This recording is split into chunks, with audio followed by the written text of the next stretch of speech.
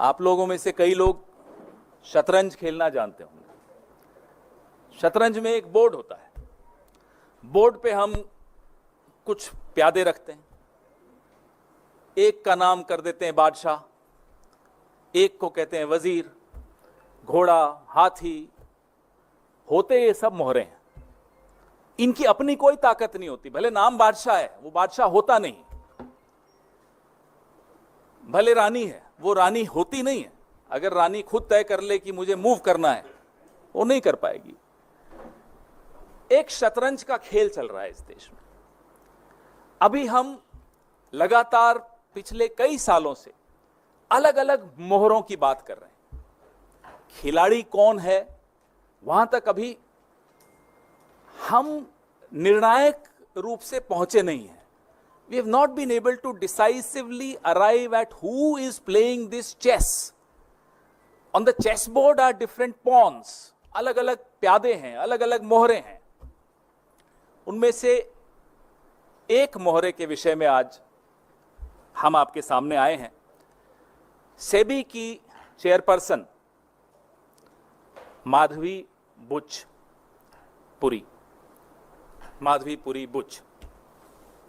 ये 5 अप्रैल 2017 से 4 अक्टूबर 2021 तक, नेक्स्ट स्लाइड, आप जैसा देख पा रहे हैं, ये मेंबर थी, whole time member of SEBI.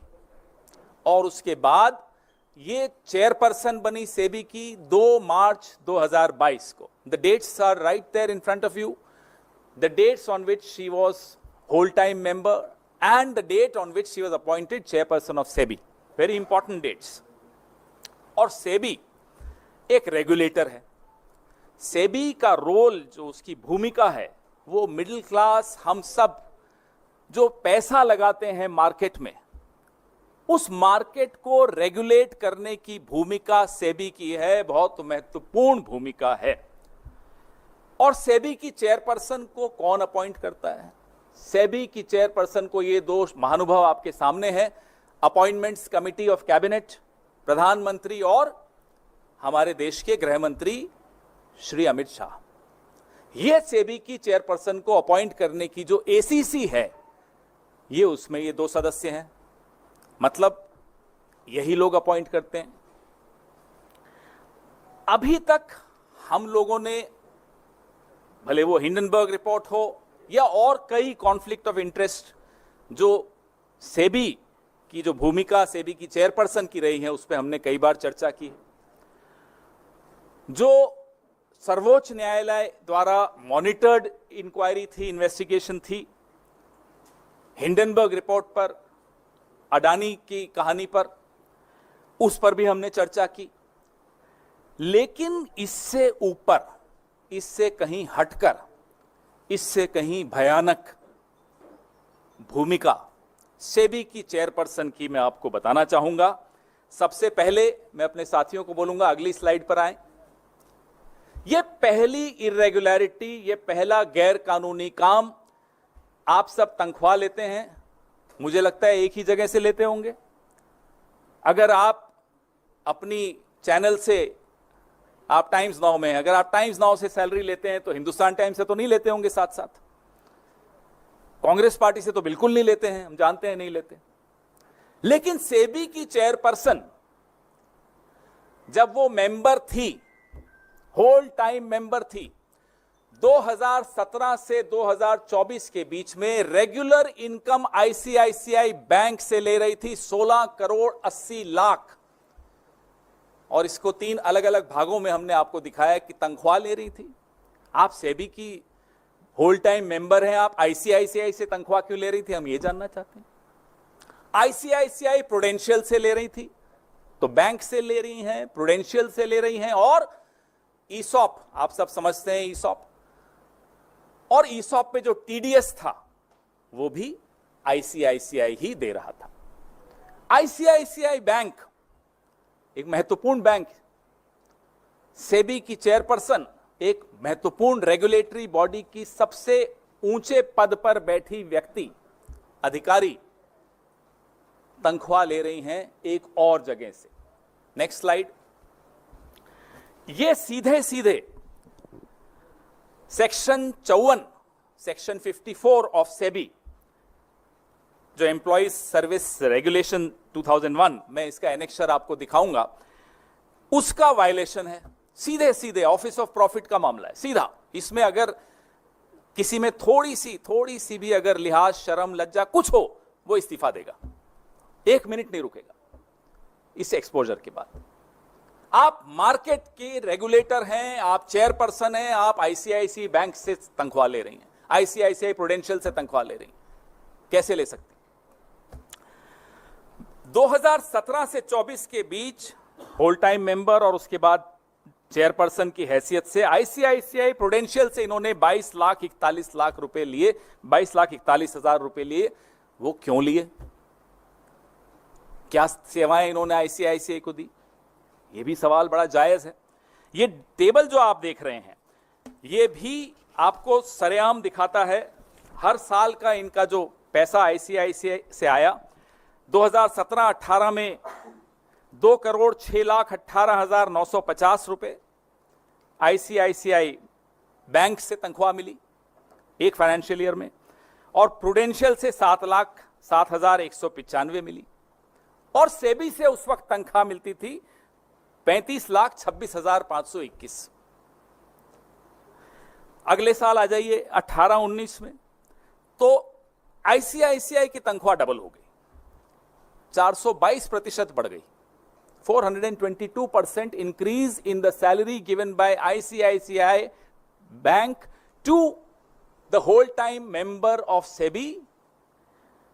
4,71,29,116 रुपए इनको मिला आईसीआईसीआई बैंक से 2018-19 में, और प्रूडेंशियल से भी मिल रहा है 2,17,908 रुपए, और सेबी से सैलरी मिल रही है 41,25,172 रुपए।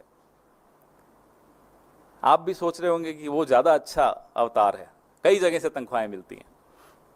19-20 में आ जाइए, अभी भी ये मेंबर होल टाइम मेंबर है।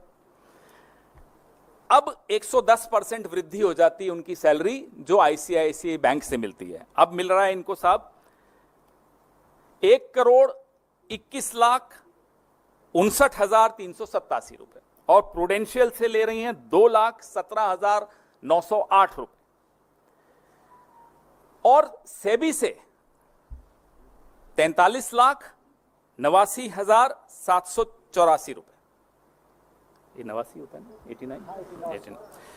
अब आइए 20-21 में, तब भी ये होल टाइम मेंबर, 416% वृद्धि होती है आईसीआईसीआई बैंक की जो तनख्वाह इनको मिलती है, 4,64,39,786 रुपए, और प्रूडेंशियल से मिलता है जो पिछले साल मिला था वही 2,17,908 रुपए, और सेबी की तनख्वाह है 40,07,595 रुपए।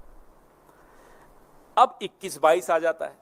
21-22 में इन्हें आईसीआईसीआई बैंक से तनख्वाह मिलनी बंद हो जाती है, लेकिन प्रूडेंशियल से 2,17,908 रुपए मिलते हैं,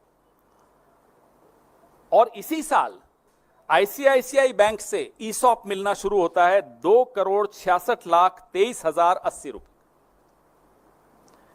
इस पे टीडीएस भी आईसीआईसीआई देता है 1,03,83,001 रुपया, और सेबी की तनख्वाह मिलती है 33,85,890 रुपए। अब आइए आप 22-23 में, अब ये सेबी की चेयरपर्सन मार्च में बनी थी 2022 में। आईसीआईसीआई बैंक से तनख्वाह इस साल नहीं मिली, लेकिन प्रूडेंशियल से मिलता है 4,44,434 रुपए, ईसॉप मिलते हैं 17,89,838 रुपए,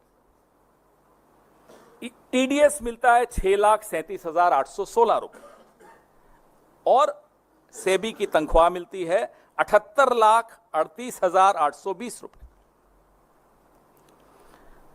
23-24 में बैंक से नहीं मिल रहा, प्रूडेंशियल से मिल रहा है 2,17,908 रुपए, सेबी की तनख्वाह है 57,54,464 रुपए। टोटल बैंक से इस दौरान वो ले चुकी हैं 12,63,47,239 रुपए, और आईसीआईसीआई प्रूडेंशियल से ले चुकी हैं 22,41,169 रुपए। ईसॉप ले चुकी हैं 2,84,12,918 रुपए, और टीडीएस 1,10,20,817 इन पर आईसीआईसीआई ने दिया। तो कुल मिलाकर ये इस दौरान आईसीआईसीआई से 16,80,22,143 रुपए ले चुकी हैं। तनख्वाह सेबी की आप पूछेंगे इस दौरान कितनी हुई, तो 3,30,28,246। अब तनख्वाह ले रही हैं, वायलेशन है, नंबर 1। नंबर 2, इस दौरान आईसीआईसीआई के कई केसेस, इन्वेस्टिगेशंस सेबी के हाथ में हैं।